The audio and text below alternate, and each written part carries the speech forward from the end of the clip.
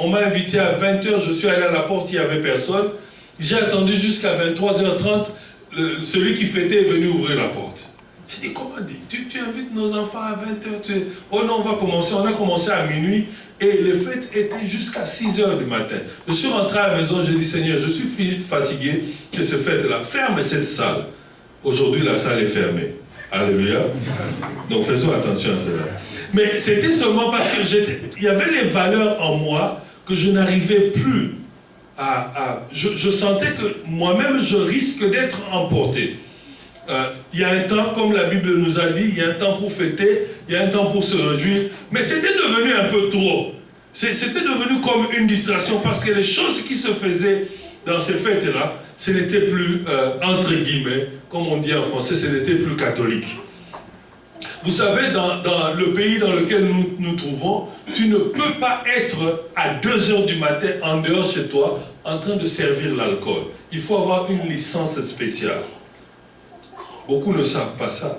Si tu es en dehors de chez toi, tu es dans une place publique et tu sers de l'alcool après 2h du matin, il faut avoir une autorisation. Si la police t'attrape, c'est $280 par tête de toutes les personnes qui sont dans cette salle-là. Et c'est toi l'organisateur de la fête qui doit payer. Alléluia. Ah, et ça c'est une révélation pour certains. Amen. Mais ce qui m'avait offusqué, c'est qu'il était 2h30 du matin et l'alcool circulait, ce n'est pas mon problème, mais il y a un papa qui demande au fils de l'autre, dit, amène-moi la bouteille là de la bière. J'ai dit non. D'abord, nos enfants ne peuvent pas toucher à la bouteille de l'alcool. Si vous allez dans un supermarché où vous voulez acheter de l'alcool, le vendeur, s'il a moins de 21 ans ou 18 ans 18 ans, je ne sais pas, 18 ou quoi, ou 21, 21 je crois.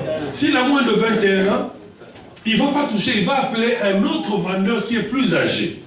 Alors comment toi, même si ce n'est pas mon fils, tu peux envoyer le fils d'autrui de te transporter l'alcool? Alors je suis rentré à la maison, j'ai mis mes genoux par terre, j'ai fermé la salle. Alléluia. Donc il y a des valeurs en toi que tu ne peux pas laisser partir.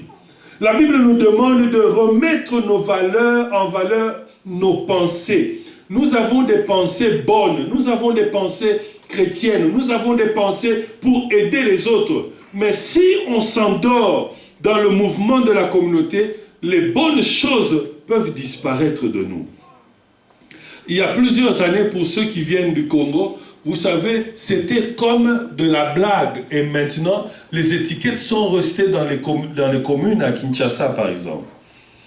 Vous vous rappelez que tous les problèmes à Matete se règlent par la bagarre. Moins de problèmes à Matete, c'est la bagarre. À Njili, c'est faux usage de faux. Mais ça n'est pas venu comme ça. Ça a commencé un jour.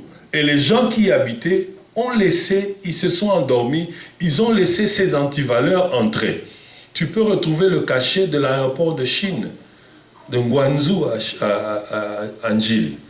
Un moindre problème à Matete, c'est la bagarre. Tu vas à Lemba, le foula n'entre pas, nous sommes des intellectuels. Des mondes d'intellectualisme. Alléluia.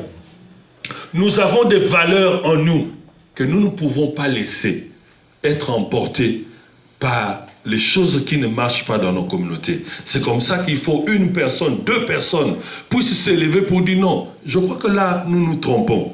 Est-ce qu'il n'y a pas moyen qu'on rectifie, on rentre sur ce chemin? Alléluia.